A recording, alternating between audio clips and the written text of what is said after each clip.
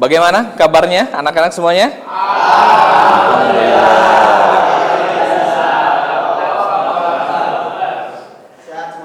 Ya, sehat semuanya ya, alhamdulillah. Selanjutnya kita absen terlebih dahulu. Ada yang tidak hadir hari ini? Izin ya? Oke. Baik. Atas nama siapa? Baik. Oke. Baik, semoga yang sakit Allah berikan kesembuhan dan yang izin juga diberikan juga kelancaran ya untuk aktivitasnya. Baik, sebelum kita memulai, kita mohon untuk ketua kelas untuk memimpin doa terlebih dahulu ya. Dipersilakan. Bismillahirrahmanirrahim. Bismillahirrahmanirrahim. Allahumma la sahla Allahumma la sahla illa ma ja'altahu sahla illa ma ja'altahu sahla wa anta taj'alus sahla wa anta taj'alus sahla in syi'ta sahla Rabbi yassir wa la tu'assir Rahmatu ya arhamar rahimin.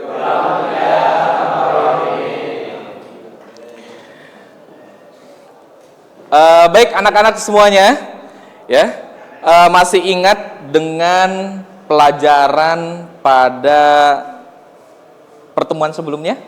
Ada yang masih ingat? Ya, silakan. Apa? Sekali lagi? Gerakan pembaruan Islam di Indonesia. Oke, tepuk tangan dong. Oke. Ya, anak-anak semuanya ya. Jadi pada kesempatan kali ini kita akan mengkaji terkait dengan sejarah Islam masuk ke Indonesia.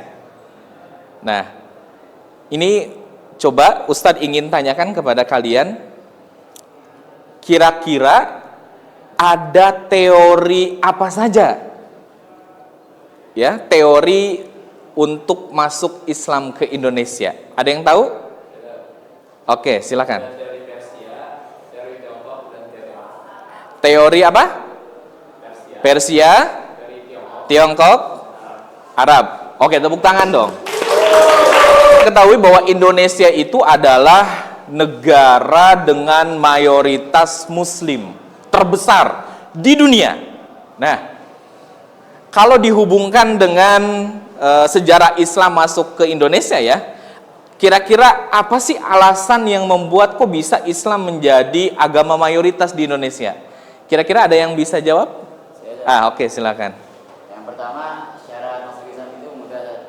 Lalu yang kedua, pelaksanaan ibadah dalam Islam juga sangat sederhana. Lalu juga Islam itu sangat fleksibel dan tidak memandang kasta. Lalu yang terakhir, Islam itu disebarkan dengan berdamai dan sentosa. Oke, tepuk tangan juga. Untuk masuk Islam itu mudah, sederhana. Tinggal mengucapkan 2 kalimat syahadat. Asyhadu alla ilaha illallah wa asyhadu anna Muhammadar Rasulullah. Sudah masuk Islam. Lalu di dalam Islam tidak ada kasta, tidak ada yang namanya pengklasifikasian atau juga kasta-kasta di dalam strata umat Islam, nggak ada ya. Lalu ibadahnya juga sederhana ya. Oke. Kita akan cek untuk kesiapan dan konsentrasi kalian. Semuanya mohon berdiri dulu terlebih dahulu.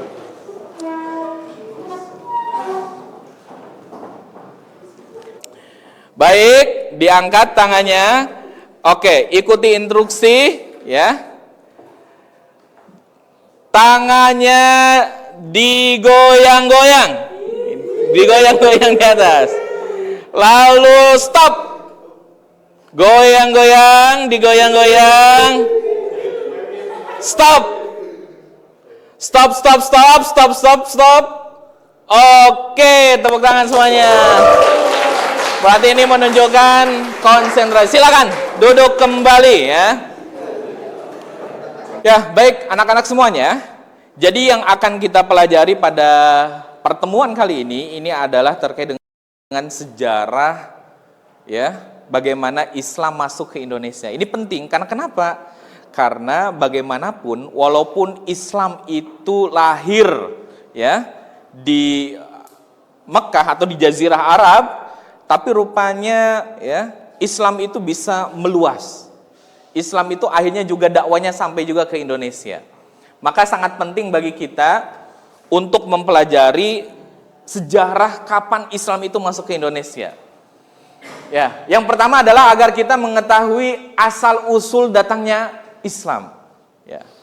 Karena yang namanya Islam, ya, itu pasti dibawa oleh para dai-dai atau juga para ulama yang tentunya mereka itu ya membawa spirit keinginan untuk menyebarkan Islam menjadi rahmatan lil alamin. Selanjutnya agar kita semakin cinta dengan Islam.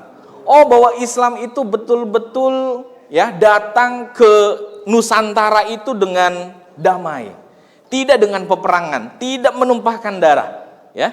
Dan kita semakin yakin dengan ya ajaran Islam. Selanjutnya adalah agar dapat meneladani ya tokoh-tokoh yang juga memang membawa dakwah Islam ke Indonesia.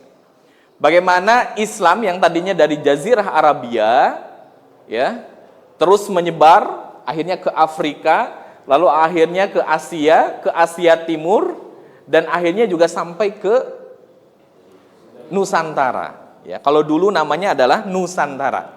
Indonesia belum ada, karena Indonesia itu adalah ketika di ya Sumpah Pemuda, gitu ya. Nah, selanjutnya maka yang akan kita pelajari dan akan kita diskusikan adalah terkait dengan pertama waktu masuknya Islam di Indonesia. Ada yang mengatakan bahwa Islam itu masuk ke Indonesia abad ke-13. Jadi abad ke-13. Ya. Itu siapakah tokohnya? Tokoh yang cukup dikenal itu adalah Snoek Horgrone. Ya, beliau adalah orientalis. Beliau orang Belanda, tetapi rupanya belajar mengkaji Islam, hafal ribuan hadis, hafal Al-Quran, tapi rupanya mencari kelemahan Islam. Nah, beliau rupanya secara ilmiah menyampaikan bahwa Islam itu masuk ke Indonesia atau ke Nusantara itu adalah abad 13. Ya. Nah, maka di sana ada menyampaikan bahwa setelah runtuhnya dinasti Abbasiyah karena diinvasi oleh Mongol. Lalu juga buktinya adalah ada catatan di batu nisan Sultan Malik Al-Saleh. Itu terteranya di tahun 1297 Masehi. Lalu juga ada warta Marco Polo ya di tahun 1292 Masehi. Ya. Ini adalah yang abad ke-13. Ada juga yang menyatakan bahwa teori selanjutnya itu adalah ya masih mengatakan bahwa abad ke-13 juga itu adalah teori Naqib al-Attas. Ya, beliau juga menyampaikan bahwa ya untuk Islam masuk ke Indonesia itu adalah di abad ke-13. Ya, itu Naqib al-Attas. Jadi menguatkan kembali dari yang namanya Snoek Horgrone. Nah, tapi ada juga yang mengatakan bahwa Islam itu sebenarnya masuk ke Nusantara itu adalah abad ke-7. Berarti abad ke-7 Masehi ya, itu berarti masa di mana Rasulullah itu ya berdakwah, dilanjutkan Khulafaur Rasyidin dan juga dilanjutkan oleh Bani Umayyah. Maka para santri semuanya atau anak-anak semuanya yang namanya Islam itu awalnya hanya secara darat ya, peperangan itu adalah darat ya. Tapi akhirnya di masa Utsman bin Affan itu baru ada angkatan laut atau armada laut pertama dalam Islam. Dan itu adalah dipimpin oleh siapa? Muawiyah bin Oke, betul. Muawiyah bin Abi Sufyan.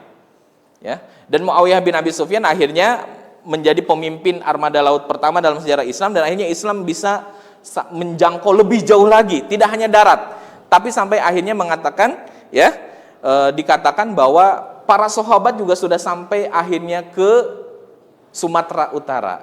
Tepatnya adalah di Baros. Dan itu adalah Sa'ad bin Abi Waqqas. Kita akan bagikan LKPD ini ya, dan Ini adalah untuk lembar kerja. Ini tuh untuk penugasan.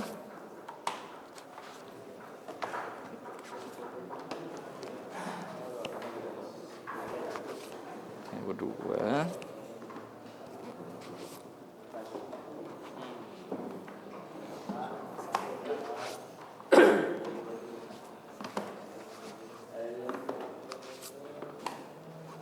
Berapa ini? 1, 2.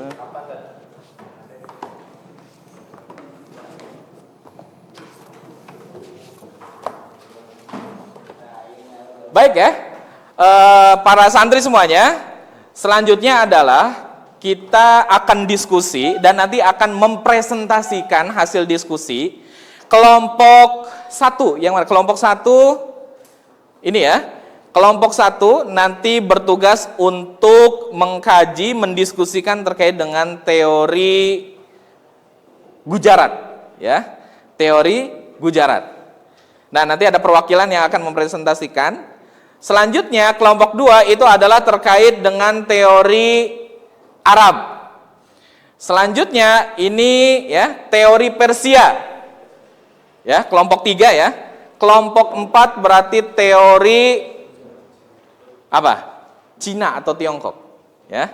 Jadi sejarah masuknya Islam ke Indonesia atau ke Nusantara ini adalah teori Gujarat, teori Arab, teori Persia, dan teori Tiongkok. Oke, silahkan untuk membuat diskusi kelompok, ya. Mejanya disusun sesuai dengan kelompoknya masing-masing. Dipersilakan.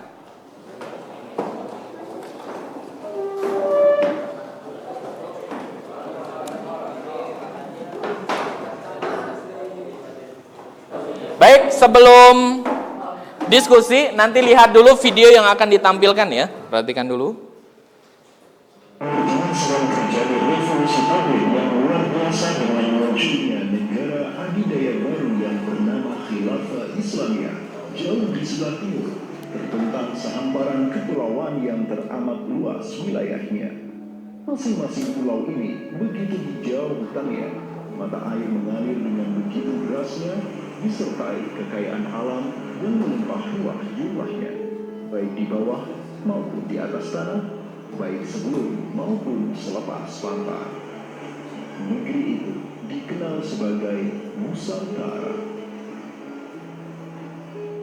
Diapit oleh 2 benua dan 2 samudra, amatlah strategis posisi wilayah Nusantara, menjadikan ia sebagai pelabuhan dagang yang ramai, tempat bertemunya bangsa-bangsa dunia. Kala itu, belumlah penduduk di Nusantara mengenal Islam, sementara kehidupan mereka sedang diselimuti oleh kegelapan. Namun, tatkala Islam sedang membara di Timur Tengah, tentu sampailah pengaruhnya ke Nusantara.